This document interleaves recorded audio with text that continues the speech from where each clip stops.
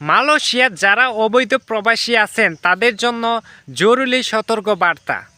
30শে এপ্রিলের আগে সিদ্ধান্ত না নিলে আপনার জেল জরিমানা হবে, এমনকি আজীবনের জন্য আপনার মালয়েশিয়া বয়কট হতে পারে। তাই ভিডিওটি সম্পূর্ণ দেখুন, ভিডিওটি আপনার জন্য খুবই গুরুত্বপূর্ণ।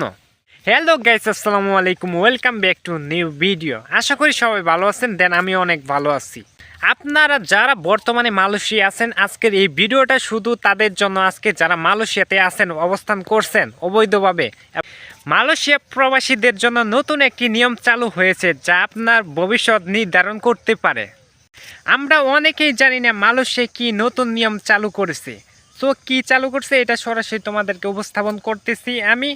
মালয়েশিয়া ইমিগ্রেশন বিভাগ নতুন একটি নিয়ম চালু করেছে। নতুন নিয়ম, রিটার্ন প্রোগ্রাম। নিয়ম যেটা হচ্ছে রিটার্ন প্রোগ্রাম, মানে তোমাদেরকে সহজভাবে বুঝিয়ে বলতেছি।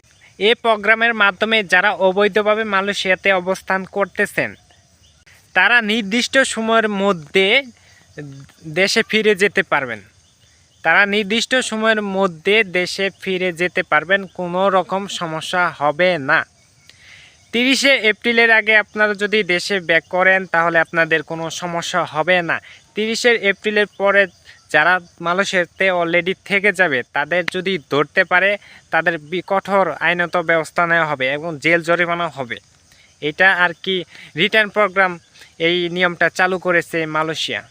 সবচেয়ে গুরুত্বপূর্ণ যে কথা, এই সুযোগটা একেবারে সীমিত সময়ের জন্য 30শে এপ্রিল পর্যন্ত দিয়েছে মালয়েশিয়া, ঠিক আছে। দেন এর মধ্যে যদি আপনার ফিরে দেশে আসেন, যারা অবৈধ আছেন তাদের কোনো প্রবলেম হবে না।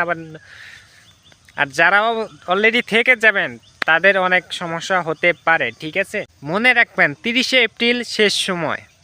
এই সময়ের মধ্যে আপনি যদি দেশে ফিরে আসেন তাহলে আপনার বিরুদ্ধে কোনো আইনগত ব্যবস্থা নেওয়া হবে না, নিরাপদভাবে দেশে ফিরে আসতে পারবেন। কিন্তু যদি আপনি 30শে এপ্রিলের পরেও মালয়েশিয়া থেকে থাকেন তাহলে পুরো পরিস্থিতি বদলে যাবে।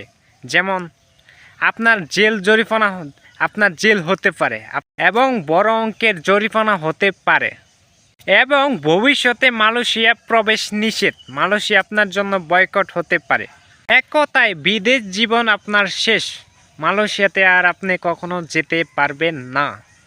অনেক বাংলাদেশি প্রবাসী এখনও অবৈধভাবে মালয়েশিয়াতে অবস্থান করতেছেন এবং ভাবতেছেন আরও কিছুদিন থাকি। কিন্তু ভাই, চিন্তা করাটাই সবচেয়ে বড় ভুল। কারণ হচ্ছে যে সুযোগ শেষ হয়ে গেলে পরে আসার আর পথ থাকবে না। আপনি যদি মালয়েশিয়াতে থাকেন তাহলে এখনই সিদ্ধান্ত নিন এবং আইন মেনে চলুন, অথবা নিরাপদভাবে দেশে ফিরে যান। আজকের ছোট ভুল আগামী দিনের বড় ক্ষতি হতে পারে। গাইস, ভিডিওটি খুব গুরুত্বপূর্ণ, তাই ভিডিওটি শেয়ার করেন যাতে মালয়েশিয়া প্রবাসী এবং বাংলাদেশি প্রবাসীরাও সতর্ক হতে পারে। সো গাইস, ভিডিওটি যদি ভালো লাগলে ফটাফট লাইক কমেন্ট শেয়ার করে দেন। আরও এইরকম মালয়েশিয়ার আপডেট পেতে আমার চ্যানেলটিকে সাবস্ক্রাইব করে রেখে দেন। আর কে কে কোথা থেকে দেখছেন জাস্ট কমেন্ট করে জানিয়ে দেন। সো আবার দেখা হচ্ছে নতুন কোনো ভিডিওতে। আল্লাহ হাফেজ।